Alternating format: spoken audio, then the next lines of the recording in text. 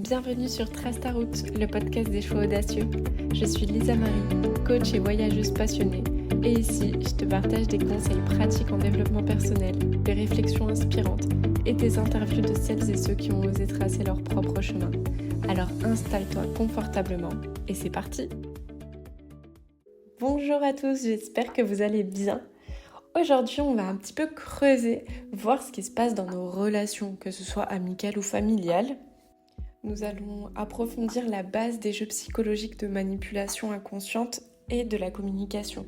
Donc c'est tout ce qui peut se passer, tout ce qui peut se jouer entre nous, nos familles, nos amis, en tout cas à chaque fois qu'on a une interaction avec quelqu'un. Alors je ne dis pas que ce genre de jeu psychologique est constamment dans nos relations, mais ça peut en faire partie régulièrement. Et donc on va voir aujourd'hui ensemble déjà comment reconnaître lorsqu'on est dans un jeu psychologique de manipulation. Et ensuite, pourquoi on joue et surtout comment en sortir de ce genre de jeu. On va tout simplement apprendre à reconnaître des relations qui sont saines ou non. Et si elles ne le sont pas, comment faire en sorte qu'elles le soient ou tout simplement ne pas rentrer dans le jeu de l'autre personne en face de nous. Et pour vous aider à tout ça, je vais vous apprendre que le triangle dramatique, c'est quoi ? C'est une figure d'analyse transactionnelle, on va pas détailler, mais c'est proposé par Stephen Karpman en 1968. Ça fait longtemps que ça existe. Et en fait, c'est la base des jeux psychologiques de la manipulation inconsciente et de la communication. C'est quelque chose, c'est une sorte de jeu qui se joue à plusieurs, donc 2 ou plus. Pourquoi on joue à ce genre de jeu ? Il y a plusieurs raisons. La première raison, ça va être pour confirmer nos scénarios de vie. Alors pour vous expliquer plus clairement avec un exemple, je vais vous raconter l'histoire de Marie. Marie, lorsqu'elle était petite, tous les dimanches, elle faisait des gâteaux avec sa mère et sa mère, elle lui répétait toujours d'un ton énervé, en faisant allusion à son père, bien évidemment. Tu sais Marie, les hommes c'est tous les mêmes, les hommes c'est des feignants, ils font jamais la cuisine et je te parle même pas du ménage. Et nous les femmes, on doit toujours s'occuper du foyer, c'est fatigant. Et aujourd'hui, Marie elle est adulte et tu sais quoi ? Son mari travaille énormément. Et elle passe son temps à râler parce que les hommes, c'est tous les mêmes et qu'elle en a marre de se taper tout le ménage, de faire la cuisine et de gérer tout le foyer toute seule. Pauvre Marie, qu'est-ce que tu as fait pour mériter ça ? T'as tout simplement, Marie, confirmé ton scénario de vie. Elle a confirmé une croyance qu'elle avait déjà inconsciemment. Soit Marie a été chercher, pour le coup, un mari qui n'est pas trop à l'aise avec les tâches ménagères, n'aime pas faire la cuisine, c'est pas son truc, donc elle a été chercher inconsciemment un mari comme ça. Soit, et dans la plupart du temps c'est le cas, elle a rendu son mari comme ça. Dès qu'ils se sont mariés et installés ensemble, elle a tout pris de fond, elle a géré le foyer, elle a fait la cuisine, elle a fait le ménage, et elle l'a pas laissé s'en charger. Et aujourd'hui, après 10 ans ou 20 ans de mariage, elle lui reproche et elle se plaint, comme le faisait sa mère. C'est ça un scénario de vie. Donc les jeux psychologiques sont là pour confirmer ce genre de scénario de vie. Ensuite, on peut jouer aussi pour passer le temps, pour se plaindre. Je ne sais pas si tu connais cette amie qui a un bébé, qui a 1 an, et qui te dit « depuis que le petit est né, moi j'arrive plus à me retrouver avec mon mec, c'est pas possible, on va plus au restaurant. » Et toi tu lui réponds « laisse le petit à tes parents. » « non, mais tu sais, mes parents, ils sont trop vieux, c'est pas possible, je peux pas leur laisser à eux. » Laisse-moi le petit. « mais moi, tu sais, non, moi, j'ai pas trop confiance, en fait, avec le fait de laisser le petit. Toi, t'as pas d'enfant, donc moi, je me sentirais pas à l'aise de te laisser mon fils. » Ok, mets-le à une nourrice ou à quelqu'un qui est formé pour ça. « Oui, mais tu sais, on n'a pas vraiment les moyens de payer une nourrice. » Voilà. Ça, c'est quand on s'ennuie, c'est quand on a envie de se plaindre, mais qu'au final, on n'a pas vraiment envie de solution à son genre de problème, et ça arrive fréquemment. Là, on est clairement dans l'exemple de pour passer le temps.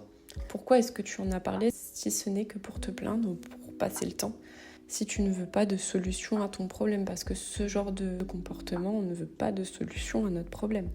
Et dernière chose, on peut jouer pour créer des relations intenses, qu'elles soient positives ou négatives. Et pour illustrer ça, je vais plutôt vous lire un passage des 4 accords Toltec parce que je pense qu'on a plus ou moins une idée de ce que je veux dire dans le sens de créer des relations intenses, qu'elles soient positives ou négatives. On a tous connu quelqu'un ou eu dans notre vie quelqu'un de toxique qui veut créer des disputes ou quoi que ce soit. Donc dans les 4 accords Toltec, dont Miguel Ruiz disait « Les humains sont d'accord de s'aider mutuellement à souffrir. Si vous avez besoin qu'on vous maltraite, vous trouverez facilement quelqu'un pour le faire. De même, si vous vous trouvez en compagnie de gens ayant besoin de souffrir, quelque chose en vous vous poussera à les maltraiter.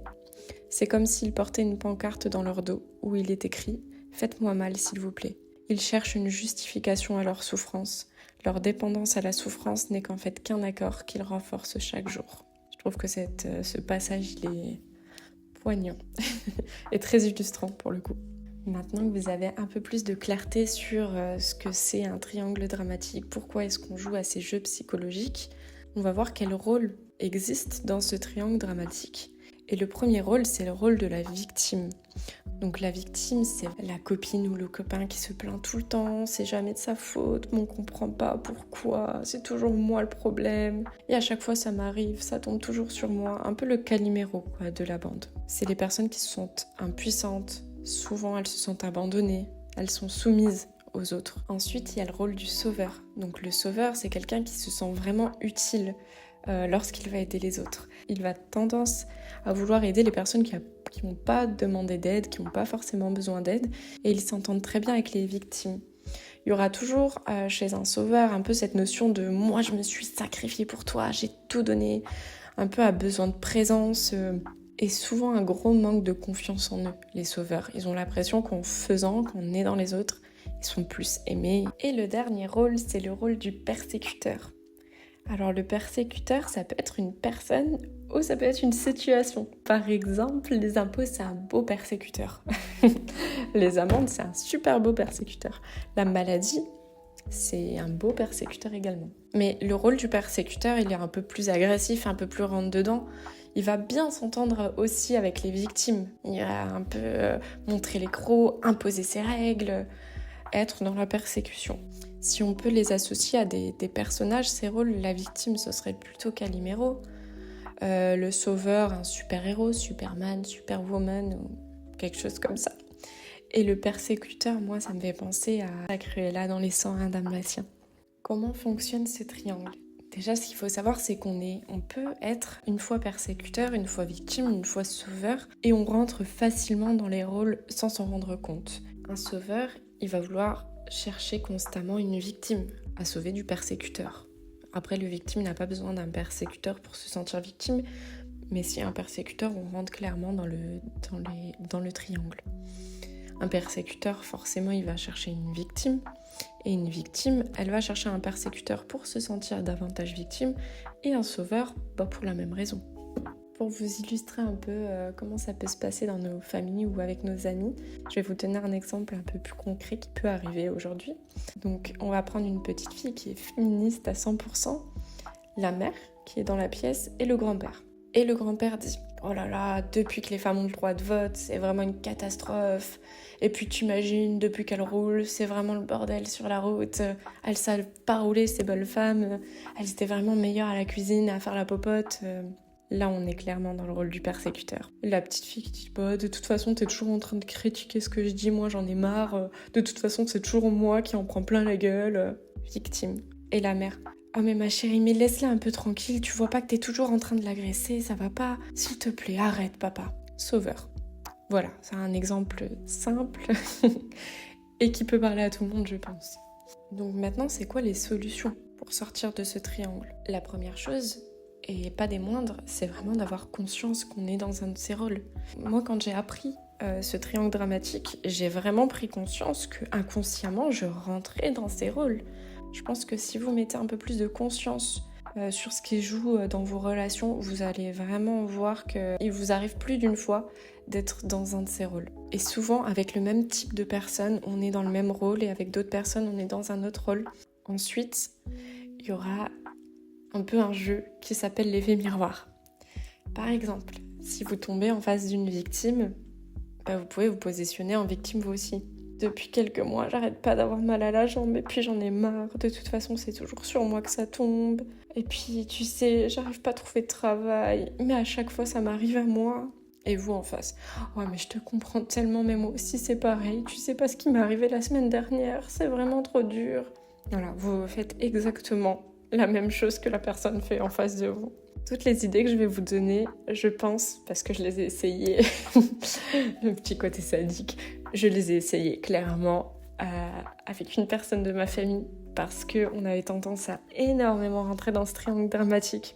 Déjà, c'est trop drôle d'être en conscience et de jouer un peu à sortir du triangle et de voir comment la personne elle interagit en face de vous. Mais je pense que c'est important de s'adapter à la personne en face de soi. Si vous voyez que ça ne marche toujours pas, là vous pouvez métacommuniquer. Écoute, depuis tout à l'heure tu me partages ton problème et moi j'aimerais te trouver une solution, entre parenthèses, rôle de sauveur pour le coup. Et je vois que les solutions que je t'apporte ne te conviennent pas. Est-ce que tu as réellement envie de trouver une solution à ton problème? Donc voilà, la métacommunication, ça va être prendre du recul sur la situation et communiquer sur ce qui se joue entre moi et la personne en face de moi ou d'autres personnes. Ou sinon, il y aura l'ignorance. Donc tout simplement, ignorer que ce soit le côté sauveur, persécuteur ou victime et ne pas rentrer dans ce rôle. Je pense que, comme je disais tout à l'heure, tout est adapté en fonction de la personne qu'on a en face de nous.